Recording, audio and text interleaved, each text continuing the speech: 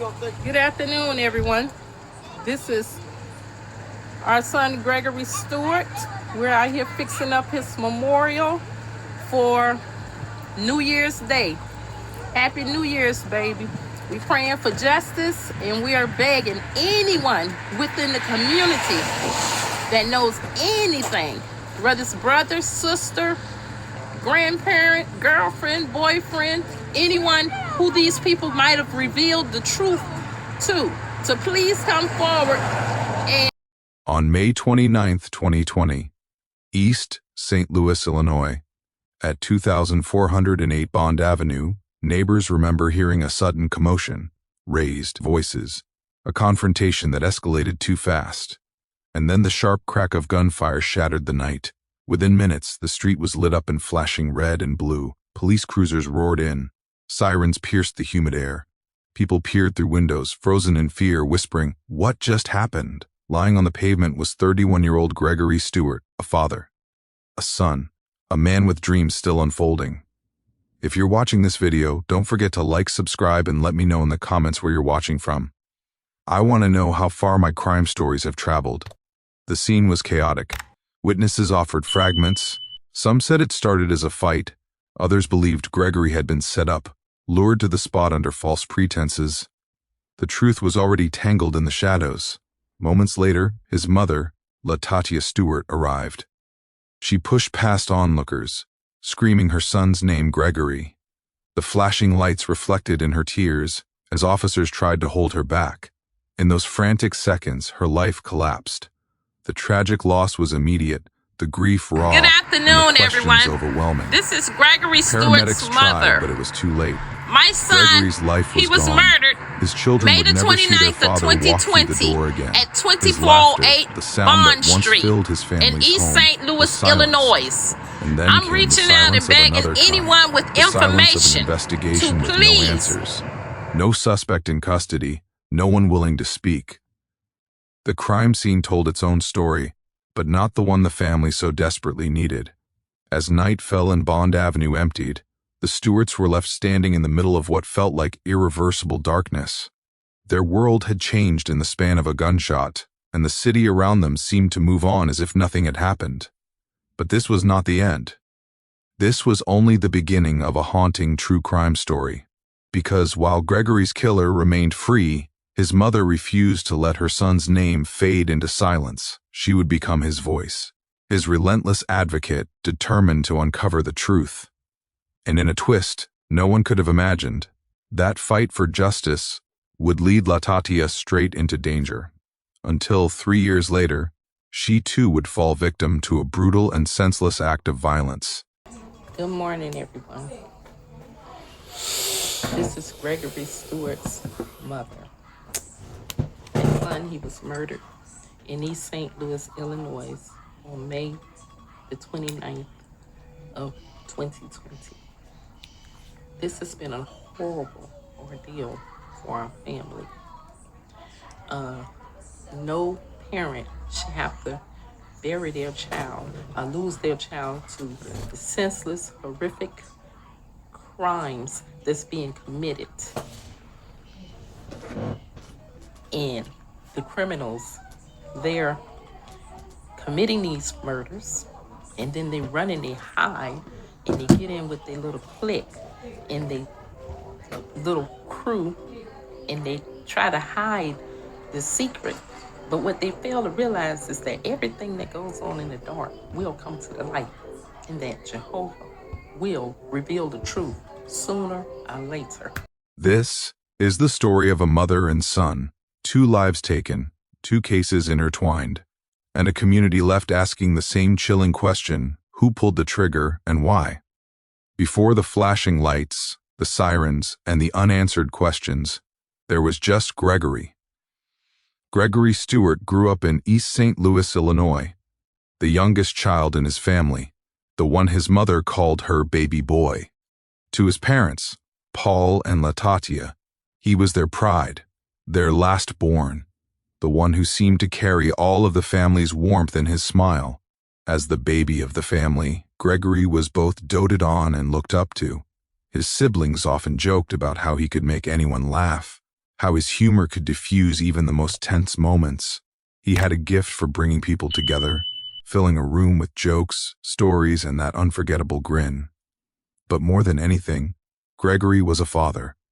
At just 31, he was raising 5 children. His world revolved around them, taking them to the park, sharing meals, making them laugh the way he did everyone else. His children were his heart, and he dreamed of giving them a future brighter than his own. For them, his absence would later become an unimaginable horror, but in those years before, he was their superhero. He also had dreams of his own. Gregory had a passion for music. He poured time and energy into his label, GMF 1504, and imagined himself performing, creating, building something that would last. Music was his outlet, his expression, the place where his charisma met his ambition. Friends said he believed in himself with a quiet confidence that one day people would know his name. Life for Gregory wasn't perfect. Growing up in East St. Louis never was. But he found joy in the small things. Family traditions kept him grounded. Holiday dinners with too much food, laughter echoing through the house, kids running between the adults' legs, birthdays marked with cakes, candles, and off-key singing. Gregory's laugh, loud, infectious, impossible to ignore, was the anchor of those gatherings. It was a sound that lingered in the air long after he left the room, and at the center of it all was Latia, a strong mother and grandmother. She was the glue holding the family together. She worked tirelessly to provide, and after Gregory's death, she would step into an even greater role, raising his young children while carrying the weight of her own grief. But in those days before tragedy, she was simply Mom, the woman who encouraged Gregory to chase his dreams and who never stopped believing in him. Looking back, it's impossible not to feel the sting of contrast. Here was a young man, full of energy, protective of his loved ones, deeply connected to his children, bursting with potential, a life full of promise. And yet, that promise would be stolen in an instant. His laughter that lingers in memory would one day be replaced by silence and sorrow. His dreams, his label, his music, left unfinished. For those who loved him, Gregory isn't remembered by the way he died, but by the way he lived. The jokes at dinner, the proud look in his eyes when he held his children, the beat of his music playing late at night. His was a story of joy, of family, of love. And that is why the moment he was taken was so devastating, because to know Gregory Stewart was to know light. And when that light went out, it cast his family into a shadow they have never truly escaped. In the weeks after Gregory's murder, the shock gave way to a harsher reality: silence. The Illinois State Police had the case. Detectives interviewed witnesses, collected what they could from the crime scene, but as days turned to weeks and weeks into months, there were no arrests, no prime suspect in the case, no answers. For Gregory's family, the silence felt unbearable. Rumors spread quickly through the neighborhood. Some said Gregory had been caught in a fight. Others whispered he had been lured there, invited under false pretenses, walking straight into a trap. The family believed it wasn't random. There was too much about that night that didn't add up. But if the community knew more, they weren't talking. Witnesses remained tight-lipped, whether from fear of retaliation or mistrust of authorities. In East St. Louis, this was not uncommon, but for Latia, Gregory's mother, it was infuriating. How can no one say anything? My son's life mattered. Good afternoon, everyone. This is Gregory Stewart's mother. My son, he was murdered May the 29th of 2020 at 2408 Bond Street in East St. Louis, Illinois. I'm reaching out and begging anyone with information to please come forward with information. Be the bigger person. Imagine if this were your loved one. Please come forward and help our family to be able to obtain justice, answers, and closure so that we can start our healing process. Please, anyone with information. She wrote on social media, turning her Facebook page into a diary of grief and determination. Latia's frustration with investigators grew. She would call, leave messages, and get little in return but the same phrase, "The investigation is ongoing." To a mother desperate for answers, it felt like a cruel circle, always moving but going nowhere. That's when she decided waiting was no longer an option. If the system stalled, she would move. By the summer of 2020, Latia was organizing the family's first vigil on Bond Avenue, the very street where Gregory had been shot. Balloons, candles, posters with Gregory's face. The family turned their grief into action. Neighbors gathered. Reporters showed up. Cameras rolled. It wasn't justice, but it was visibility. And visibility meant pressure. Standing in front of Gregory's memorial, Latia pleaded, "If you know something, say something. Don't let my son's death go unsolved." Her words carried across the block, breaking the suffocating silence with a mother's anguish. If anyone have any information or anything dealing with the murder of my son Gregory Stewart, I ask that you contact the Crime Stoppers. Here's the number, or either the Illinois State Police. Our family is desperately begging and pleading for the community's help, for someone to come forward with information leading to an arrest. Local media began to notice. Gregory's story aired on nightly news segments. East St. Louis family demands justice after young father killed. These brief spots kept his name alive, but also highlighted the grim truth: the case was going cold. The rallies became a routine. Each month, each anniversary, the Stewarts returned to Bond Avenue. The same streetlights, the same corner, the same unanswered questions. It was both a memorial and a protest, a family refusing to let their loved one be forgotten. But with each passing vigil, the mounting dread grew heavier. Speak up. Please help us solve the murder of our son Gregory Stewart. Please, people with information. There's a reward being offered. Please help us to solve the murder of our son. The murderers must be arrested, charged, and held accountable. Red flags were ignored. The whispers in the community remained whispers. Investigators had no key witness to move the case forward. And the longer a homicide goes unsolved, the harder it becomes to solve. Still, Latia pressed on. The irony was chilling.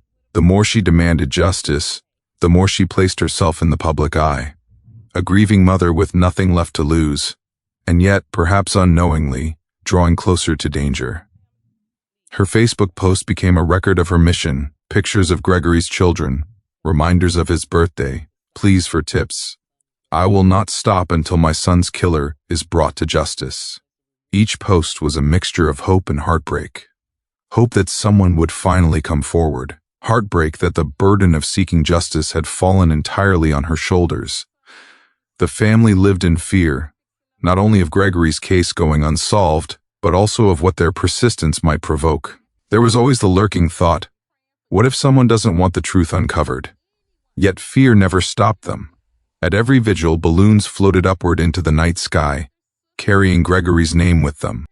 And each time they gathered, Latia's voice grew stronger. But beneath that strength was a painful truth. Gregory's case was stalling, the unanswered questions were multiplying, and the tension between a mother's persistence and the system's silence was only growing more volatile. It was the beginning of a dangerous path, one that would transform Latia from grieving mother into activist, and one that would ultimately lead her into the crosshairs of tragedy again. In the months following Gregory's murder, life inside the Stewart household was defined not by answers, but by absence. The chair at the family table where Gregory once sat remained empty. The phone calls he used to make, just to check in on his mother, never came. His children, 5 little ones full of questions, now looked to Latia for comfort, asking in voices too small to bear, "Grandma, when is Daddy coming home?" That question became an emotional anchor Latia carried daily. And the truth was, as crushing as it was simple, he wasn't. Everyday life became survival. Latia stepped into Gregory's shoes, raising his children as her own. She got them ready for school, helped with homework, made sure they felt loved in a world that had suddenly turned cruel. But behind the routine was the constant ache, the agonizing wait for justice. The investigation dragged on, but the family heard nothing new. Police updates were few, and when they came, they were vague. The investigation is ongoing. To Latia, those words became unbearable. They sounded more like a loop than progress. The trail had gone cold, and the silence from detectives echoed louder with every passing week. At night, Latia replayed her last phone call with Gregory. She could still hear his voice, still remember the way he teased her, still recall the ordinary rhythm of their exchange. Those words became her haunting lullaby, both comfort and torment. She would lie awake, sleepless, staring into the dark, wondering what she could do that might bring his killer into the light. The passage of time only deepened the wound. 1 month passed, then 6, then a year. With every anniversary, the family gathered on Bond Avenue, balloons, candles, and Gregory's smiling face on posters. They prayed, they cried. They begged anyone with information to come forward. Those vigils became symbols of unfinished justice. The children held candles bigger than their hands. Neighbors shook their heads, telling reporters it was a heartbreaking story. A father stolen, a mother fighting, and no one arrested. But behind the scenes, frustration hardened into fear. The deafening silence of the community felt sinister. Why wouldn't anyone speak? Did they know something? Was someone warning them not to? Latia sometimes confided to friends that she feared retaliation. In East St. Louis, silence could mean protection. Speaking out could mean danger. Still, she refused to back down, but the possibility that someone might want to intimidate her was always there, lingering like a shadow in the corner of her home. From the investigator's side, the reality was cold procedure. Without witnesses, without clear forensic evidence, homicides in neighborhoods like Bond Avenue often hit dead ends. Detectives had caseloads that stretched thin. To them, Gregory's murder was one more case in a stack. To the Stewarts, it was everything. That disconnect widened the gulf between police and family. The dual perspectives were striking.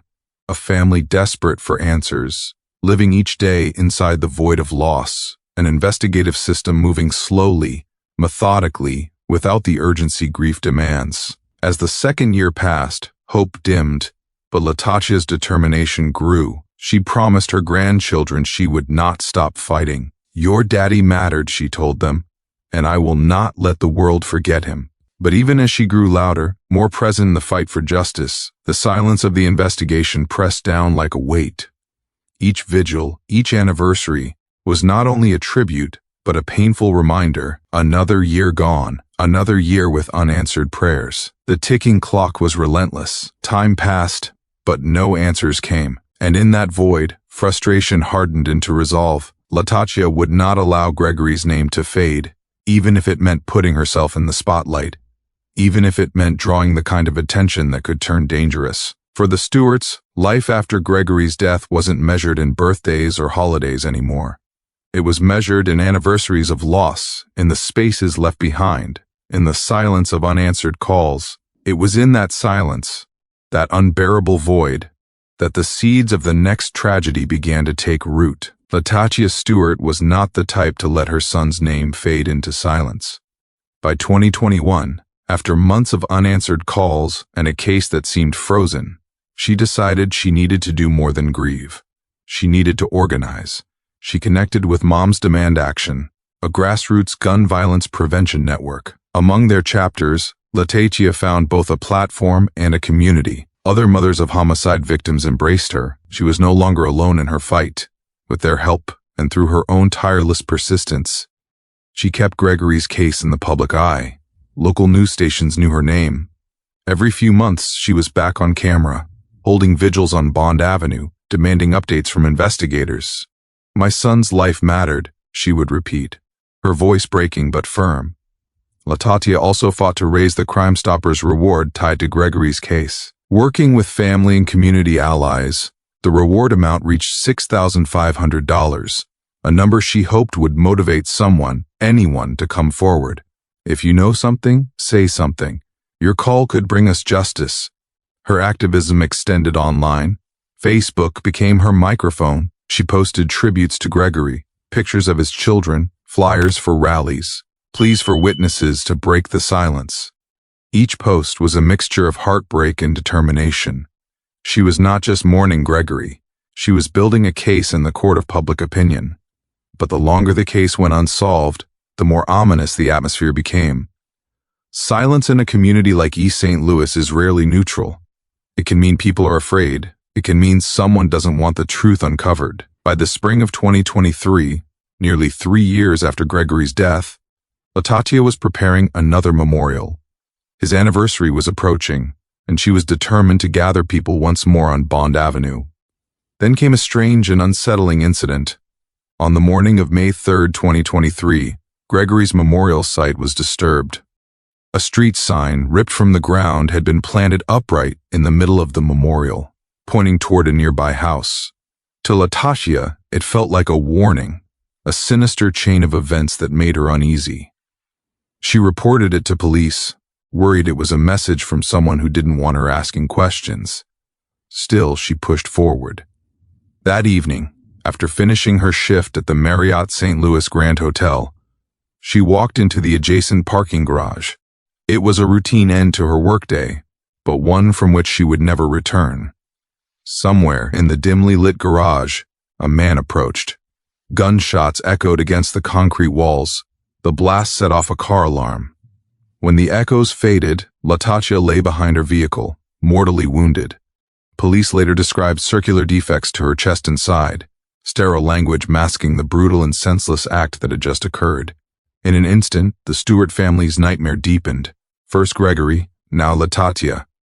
2 losses, 3 years apart, both by the pull of a trigger. The next day, May 4th, the terror continued. In the very same garage, 2 more people were shot. Officers on patrol rushed toward the sound of gunfire, chasing down a suspect who matched witness descriptions. Within hours, they arrested 35-year-old Deshawn Wilson. Police announced Wilson would face charges of first-degree murder, assault, and armed criminal action. Investigators said he had been using the garage for shelter and that the shootings appeared random. To them, Latia was in the wrong place at the wrong time. But her family could not accept that explanation. To them, this was no coincidence. Not after the disturbing clue at Gregory's memorial just hours before. Not after 3 years of pushing for justice. They believed Latia had been targeted for her persistence, silenced for being too loud, too determined. The debate split the narrative. On one side, law enforcement officials framing it as an isolated tragedy in a city plagued by violence. On the other, a grieving family certain that this was part of the same sinister story that began on Bond Avenue in 2020. Either way, the facts were chilling. A mother who had devoted herself to finding her son's killer was herself a victim of homicide. The community was left in fear, struggling to understand how tragedy could strike the same family twice. Yet in the chaos of May 2023, there was also a breakthrough. With Wilson in custody, at least one suspect was now facing charges. For the first time in 3 years, the Stewarts were told a killer might be held accountable, though not for Gregory, but for Latia. It was an aha moment for the investigation, but also a cruel twist of fate. The relentless pursuit of justice for her son had ended not in answers, but in her own death. Latia Stewart had become what she feared most. Another name, another face in a news segment, another mother stolen by gun violence. And with her death, Gregory's case, still unsolved, became even more urgent, because now there were 2 murders, 2 tragedies, 2 investigations, and a family carrying the unbearable weight of both. When police arrested 35-year-old Deshawn Wilson in May 2023, the Stewart family thought they might finally be on the path to justice. Within days, Wilson was charged with first-degree murder in the killing of Latia Stewart, along with first-degree assault and armed criminal action for the additional shootings in the same downtown garage.